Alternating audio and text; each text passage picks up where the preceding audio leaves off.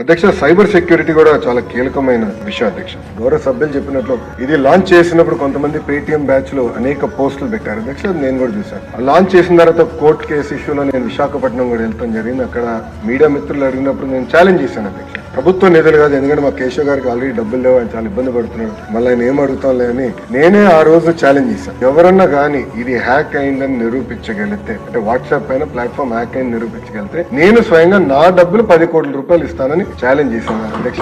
అక్కడి నుంచి ఇప్పటికీ సౌండ్ రాదు. దాని తర్వాత నో సౌండ్. దీని గురించి మాడతాం మానేస్తారు. బహుశా వాళ్ళు కూడా సర్టిఫికేట్లు తీసుకున్నారు నేను అనుకుంటున్నాను అధ్యక్ష. అంటే మాజీ ముఖ్యమంత్రి గారు ఫోన్ లేదన్నారు, కేశవ్ గారు టెక్నాలజిస్ట్ లాగా ఫోన్ కొనిచ్చి వాట్సాప్ ఇన్స్టాల్ చేసి పంపిస్తే ఆయన కూడా నేర్చుకుంటారు. వాట్సాప్ గవర్నెన్స్ గురించి నేను బలంగా నమ్ముతున్నాను అధ్యక్ష. దాంతో పాటు అధ్యక్ష, మనం ఎక్కడ పర్సనల్ డేటా అనేది ఈ ప్లాట్ఫామ్ లో మేము ఎక్కడ మెయింటైన్ చేయట్లేదు. డేటా అనేది ప్రభుత్వం దగ్గర ఉంటుంది. ఇది రోడ్ మాత్రమే, and road encrypted road. So ఎవరు దీన్ని హ్యాక్ చేసడానికి అవకాశం ఉండదు. This an encrypted road.